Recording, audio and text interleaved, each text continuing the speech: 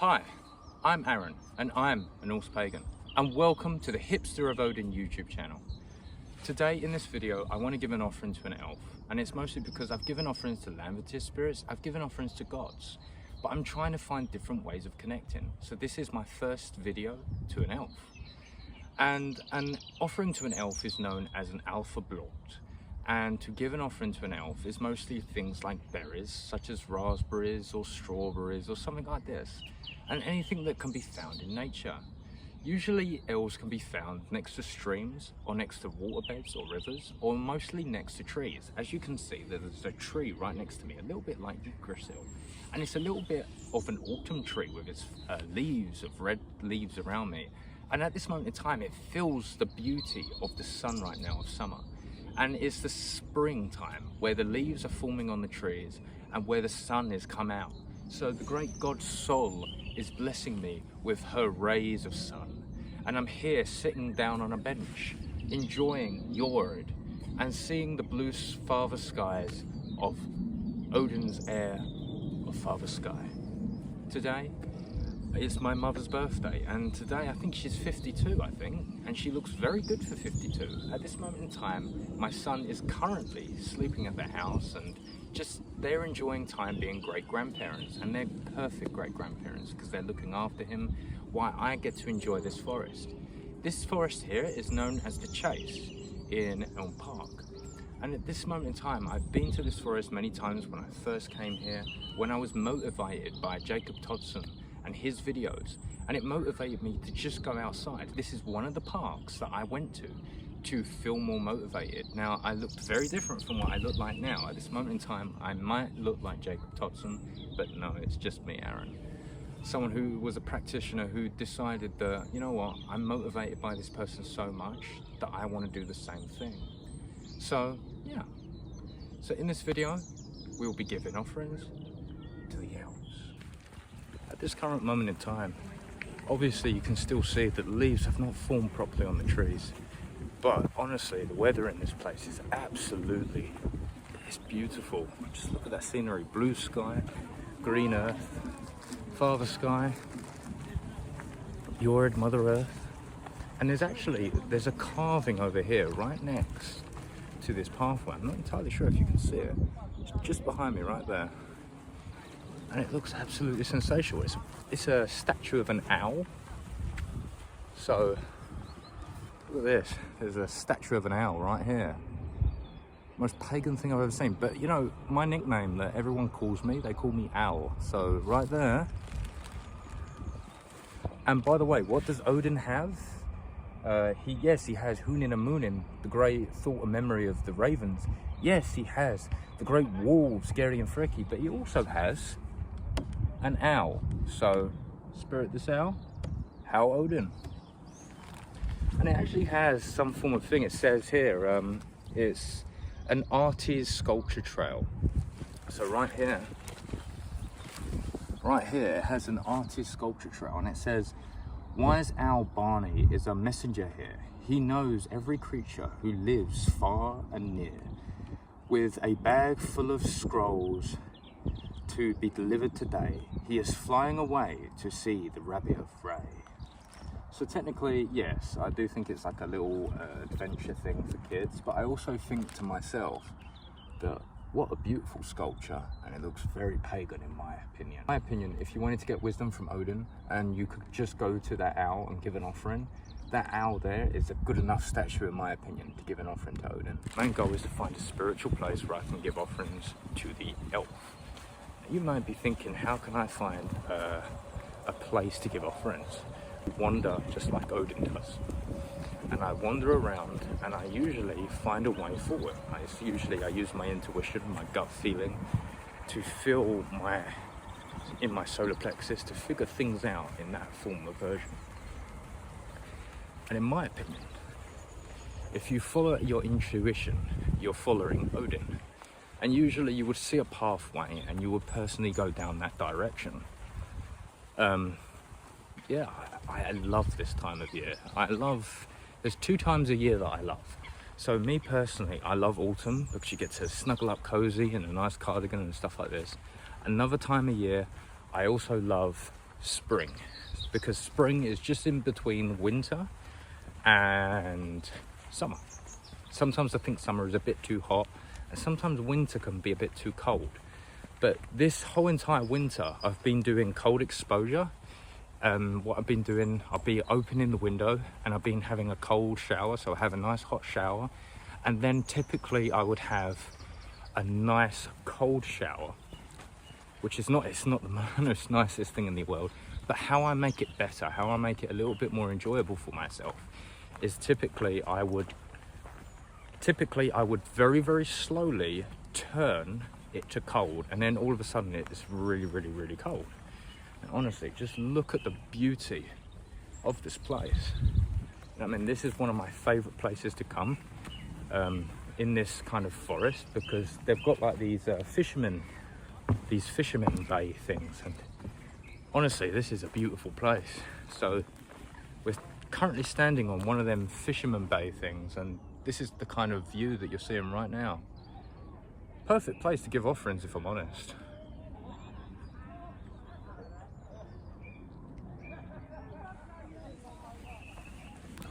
But me personally, how do you give offerings to elves? Well, an offering to an elf is known as an alpha blot.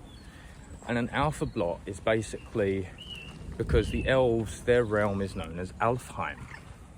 And where we give offerings, typically you would give an offering either next to a stream or a river like this, or next to trees. For me, I'm trying to find a more private location to give an offering, because to me that makes more sense, and I can kind of have that privacy with the elves and show it to you guys a lot more better in a more private and honest way. Now you might be saying, what do you give as offerings to the elves? Well, in my opinion, you would give offerings such as fruits, berries, or anything that's natural, or anything that's in the natural world. So I was just wandering around, and I thought to myself, well, if elves can be found next to waterways and trees, I thought to myself, why not I might embody this? So at this moment in time, as you can probably tell, I found a tree here, and then this tree is also surrounded by some sort of pond area, some sort of waterway.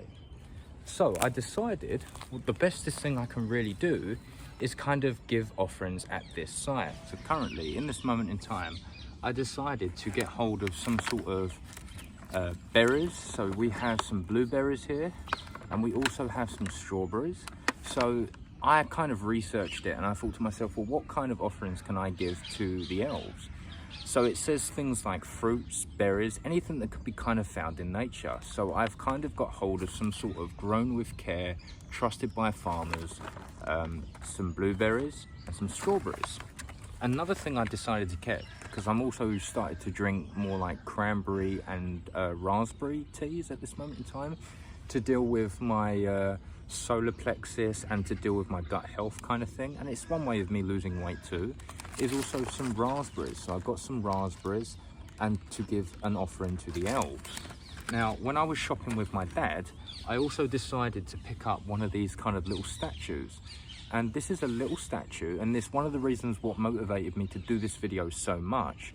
And this here is a little statue of it's like a toadstool with a tree next to it, with a little door, with steps going up to a little door. It looks a lot like the Hobbit house. Me being a Hobbit myself, I thought, why not? Hobbit heart.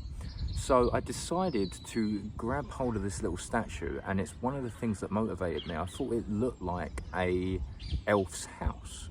So I've decided that there's a little area in this tree where I can kind of place this kind of toadstool. Now, this is obviously going to go on my altar when I get home, but I decided to really kind of bed this in here, knowing that this is where the elves are. And I've decided, because the elves are so small and they're not insignificant, obviously, they are very, very sacred beings, I've decided to place the moss here around it and give an offering to the elves. To the great elves, wise and strong, you may be small, but you are not insignificant. You live at this waterway, you live near this tree. I give you an offering of berries that I purchased for a good price. This here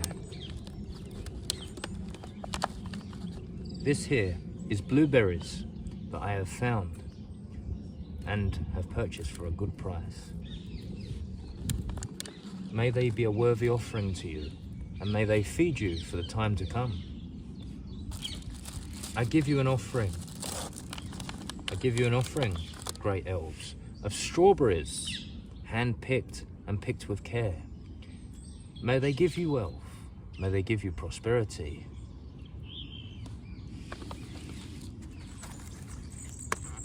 Great elves of this land, I give you an offering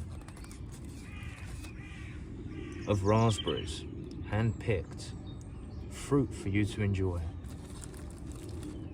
May it feed you well. May it give you sustenance.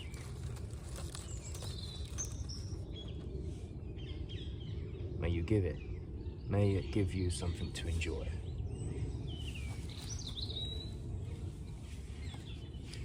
Thank you, great elves, for your time. I noticed in this time, great elves, that after researching about you, you grant favors for people. The only favor I ask is to enjoy the new spring at this new dawn. Thank you for your time. Thank you for your patience, for I am new to this, giving of offerings to you. Scully. So yeah, if you're new to this, obviously I'm going to have a few of these blueberries myself. I'm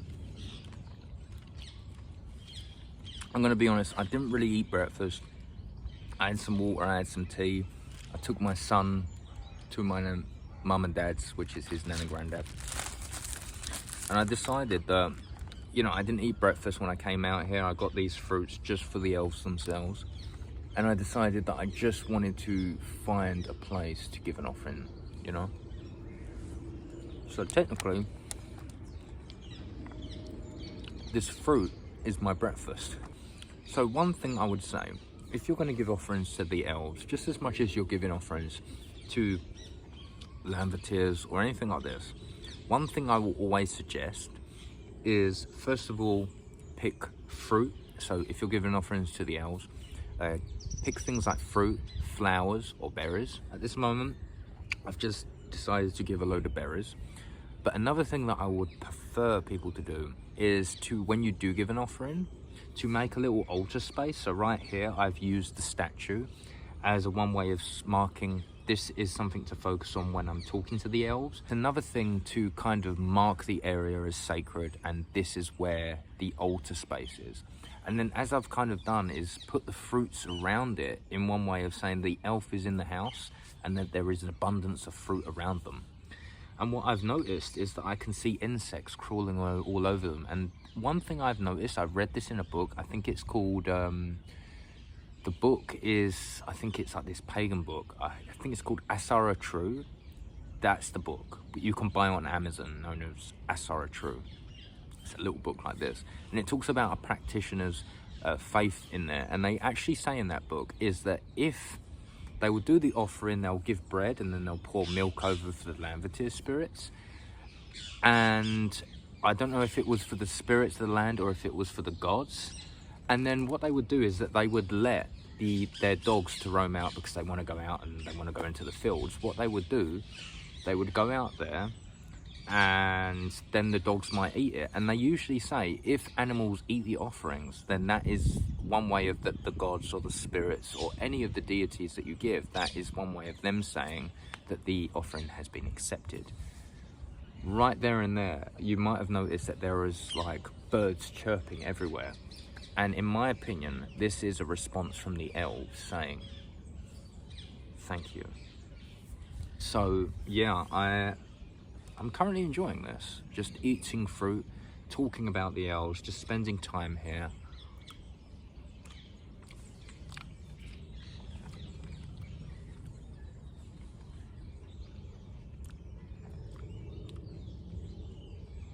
And the main reason I came to this forest is mostly because I'm trying to get into the forest maybe once a week.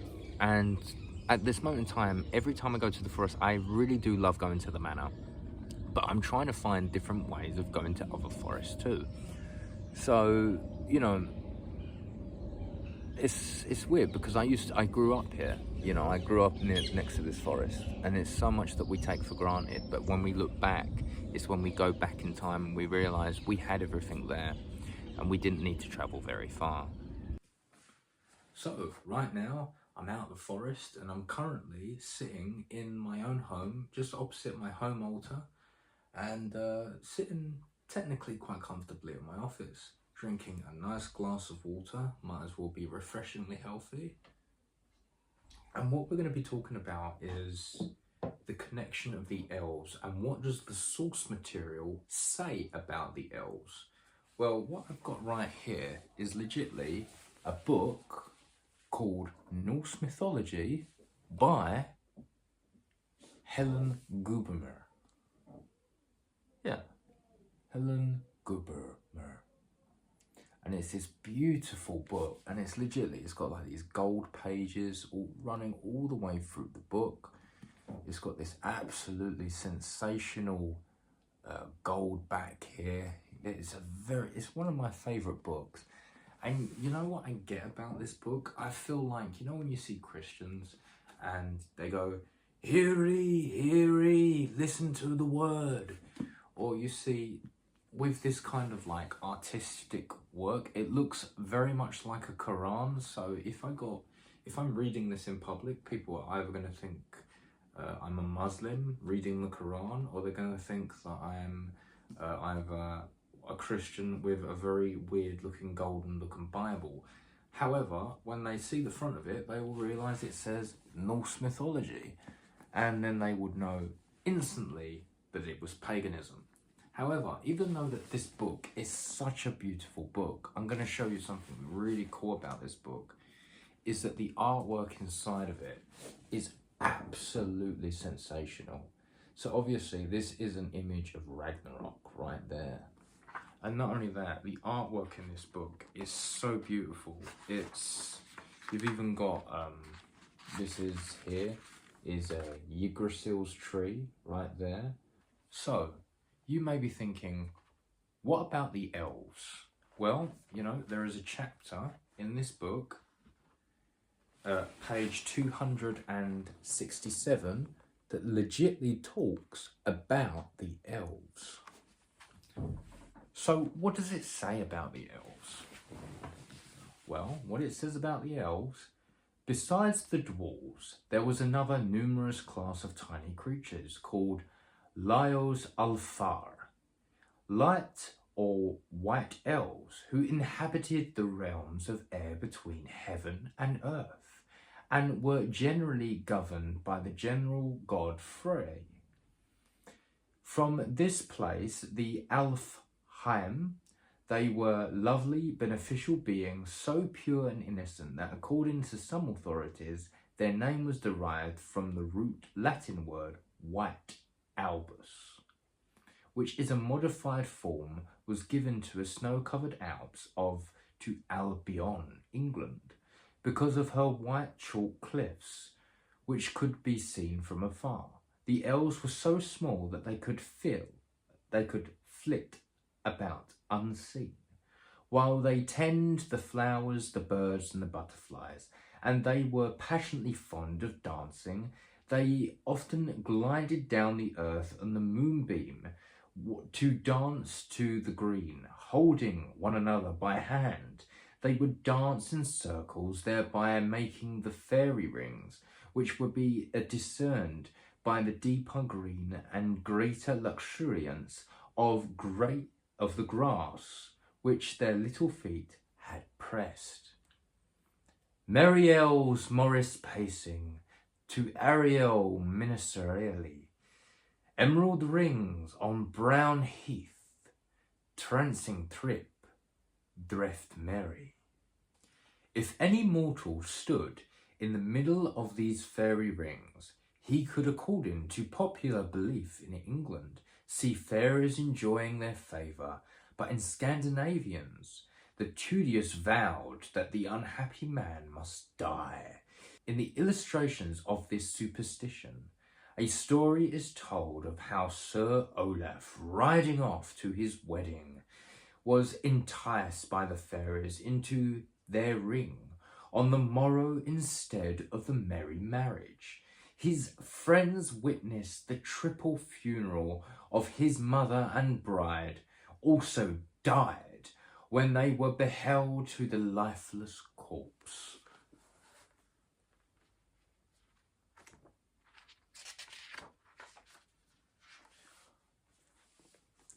Master Olaf rode forth ere dawn to the day, and came where the elf folk were dancing away.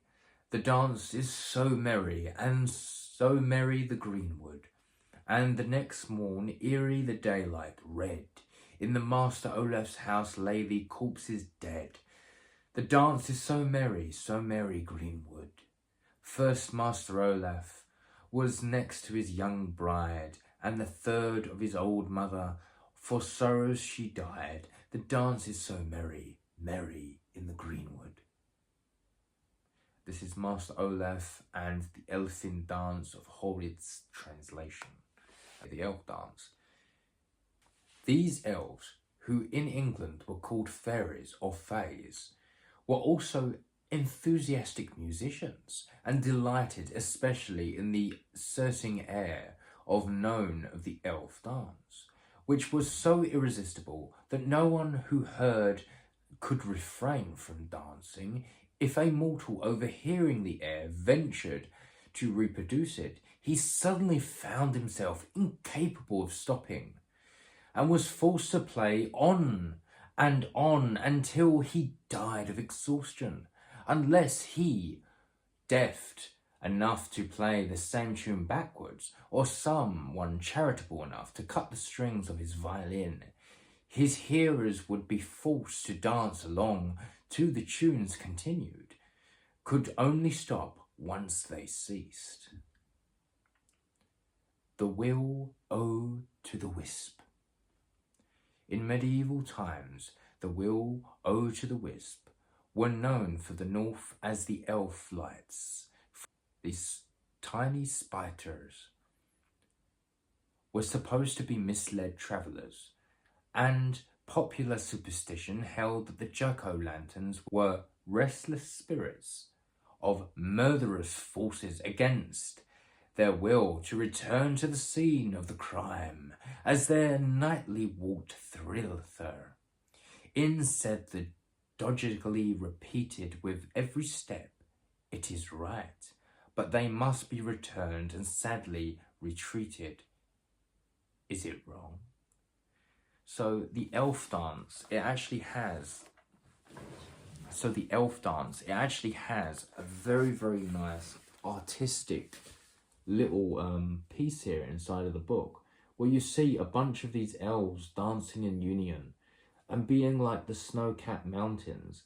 It's a very, very beautiful translation and a very, very beautiful artwork of how to display the elves in this image. The next is Oberon and Titiana. In the later times of the fairies or elves were said to be ruled by the king of the dwarves, who being an underground spirit was considered a demon and allowed to retain the magic power of the missionaries, and wrestled from the god Frey. In England and France, the king of the fairies was known by the name of Oberon. He was governed by the fairyland, and his queen Titiana, and the highest revels of the earth was held on Midsummer's Night. It was then that the fairies all congregated around him and danced most merrily. Every elf and fairy spied hop as light as the bird from Breera, and the ditty after me sing the dance tippingly. That's the Midsummer's Night Dream from Shakespeare. These elves, like the brownies, huddled folk, hobbolts, etc., were also supposed to visit human dwellings and it's said that they took mischievous pleasure in tangling the knots of horses' manes and tails. These tangles were known as elf locks, and wherever the farmers described them to be declared that their steed had been elf-ridden during the night. So, that's interesting. An Alfblot. In Scandinavia and Germany, sacrifices were offered to the elves to make the propius. These sacrifices consisted of some small animal or of a bowl of honey and milk. These were known as Alfblots. They were quite common until the missionaries taught the peoples of the elves were mere demons, and that they were transferred to the angels long entertained to befriend mortals and prohibited by the same gift. Many of the elves were supposed to live and die within the trees and the plants which they tended. These moss, wood, and tree maidens, while remarkably beautiful, when seen in front, were hollow, like the roughly were viewed from behind.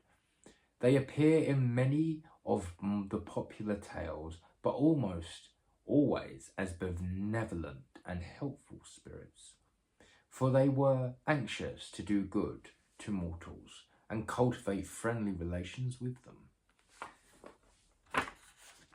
So this here is another little image of the white elves, and this is another little picture within this book of the white elves and how they may have looked like. A lot of the translations of this book is very much like old Victorian to some degree. However, I do love this book. I love the artwork. I love that gold finish on this book. And I just love how, you know, if you're a Norse pagan and you want to have one of these books, you can pick one up on Amazon. However, I've looked on Amazon. I've tried to buy this book on Amazon so many times. You will put this book in your basket. Without a doubt, it will click off of your basket and say it's unavailable. So another place you can personally get this book from is go to abebooks.com. Without a doubt, if you go to Abe's Books or abeworldbooks.com, they will have this specific book. Just type in Norse Mythology by Helen A. Gruber, and it will actually come up with this actual book. And then usually they've either got some in America. They mostly do this in America, I personally think. And when the book comes, it actually comes in a cellophane, a protective cellophane. It comes in a big cardboard box, cellophane, really well protected. So if you're a Norse pagan and you're getting into this path and you want a book that looks good, that will gain all the attention of everyone that you're surrounding, but at the same time learn the Norse mythology, the history, and everything beyond that, then I would guarantee this book. Another book that I would suggest, and it's talking about the elf folk, or the elves, is this book known as Asara True, because it has a little piece in here that talks about the elves. The word elf looks a great deal like the word elf, and the meanings of the two words have similarities.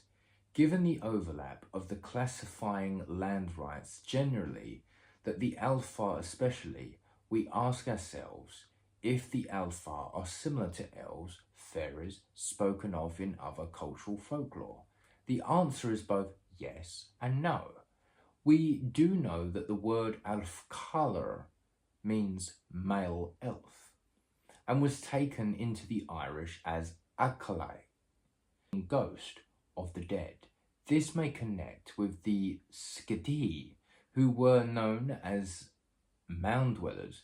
It would be noticed that their cultures, a mound to the burial mound considered. It should be noted that many cultures, a mound or a burial mound was considered an entry point to the other world. Generally, while there were being connections between the Skadi with the ancestral dead, their home is the mound, and it was important to remember that the mound may only be an entrance into the other world. We know from the Anglo-Saxons folklore that the Alfar were known to sing and dance, especially in the Elfring, and they were able to mate with humankind. This too is consistent with the myths of other cultures regarding the elves. On the other hand, similarities do not necessarily mean connections to our ancestors, especially the male Alfar in the mounds are not the same class of beings as the Skidi.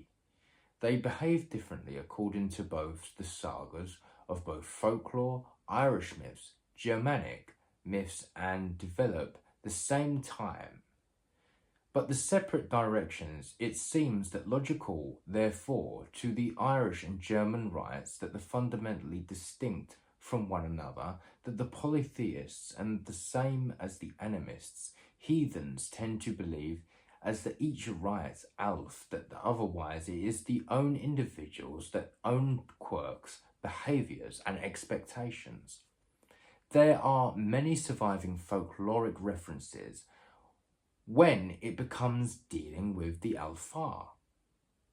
Some are rules of polite behaviour, others are warnings against dealing with all Carfachir Gurshasigion. Deals with these in his book Elves, Rites, Trolls, and few have been listed here. So, what does it say about these rites of the elves and the trolls? Well, first is number 1. If an elf represents to you and presents a token, politely accept it. Folklore speaks of the elf giving a midwife or a helper a pile of what looks like to be worthless or dead leaves of trash that the midwife discards. Later she piles of the trash has been transformed to gold. Number 2, the Alfar, known when you have lied to them about them, never do this. Number 3, ask for permission before you set fires, move rocks, or take plants from various locations, or you risk offending them.